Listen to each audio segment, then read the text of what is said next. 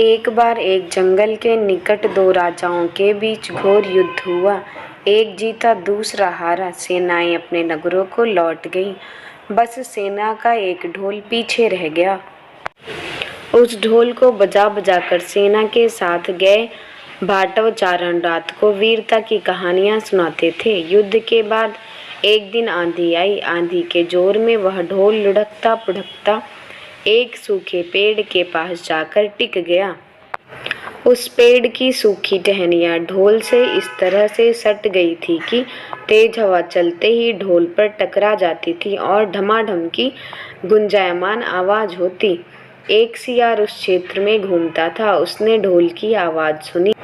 वह बड़ा भयभीत हुआ। ऐसी आवाज बोलते पहले उसने किसी जानवर को नहीं सुना था। वह सोचने लगा कि यह कैसा जानवर है जो ऐसी जोरदार बोली बोलता है। ढमाढम सियार छिपकर ढोल को देखता रहता, यह जानने के लिए कि यह जीव उड़ने वाला है या चार टांगों पर दौड़ने वाला।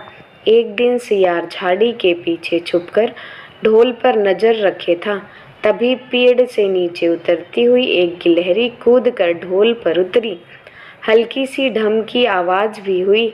गिलहरी ढोल पर बैठी दाना कुतरती रही। सियार बड़बड़ाया, ओह, तो यह कोई हिंसक जीव नहीं है।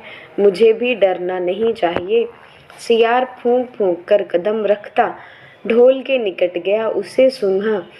ढोल का उसे कहीं सिर नजर आया और न पैर। तभी हवा के झोंके से टहनियाँ ढोल से टकराई। ढम की आवाज हुई और सियार उछलकर पीछे जा गिरा। अब समझ आया। सियार उठने की कोशिश करता हुआ बोला, यह तो बाहर का खोल है, जीव इस खोल के अंदर है। आवाज बता रही है कि जो कोई जीव इस खोल के भीतर रहता है वह मोटा ताजा होना चाहिए, चर्बी से भरा शरीर, तभी ये ढम ढम की जोरदार बोली बोलता है। अपनी माद में घुसते ही सियार बोला, ओ सियारी, दावत खाने के लिए तैयार हो जा। एक मोटे ताजे शिकार का पता लगाकर आया हूँ। सियारी पूछने लगी, तुम उसे मारकर क्यों नहीं लाए? सियार ने उसे झिड़की दी, क्योंकि मैं तेरी तरह मूर्ख नहीं हूँ। वह एक खोल के भीतर छिपा बैठा है। खोल ऐसा है कि उसमें दो तरफ सूखी चमड़ी के दरवाजे हैं। मैं एक तरफ से हाथ डाल उसे पकड़ने की कोशिश करता तो वह दूसरे दरवाजे से भाग जाता। चांद निकलने पर दोनों ढोल की ओर गए। जब वे निकट पहुंच ही रहे थे कि फिर हवा से टहनियाँ ढोल पर टकराई और ढम ढम की आवाज निकली। सियार सियारी के कान में बोला, सुनी उसकी आवाज? जरा सोच, जिसकी आवाज ऐसी गहरी है वह खुद कितना मोटा ताजा होगा। दोनों ढोल को सीधा कर उसके दोनों ओर बैठे और लगे दांतों से ढोल के दोनों चमड़ी वाले भाग के किनारे फाड़ने लगे।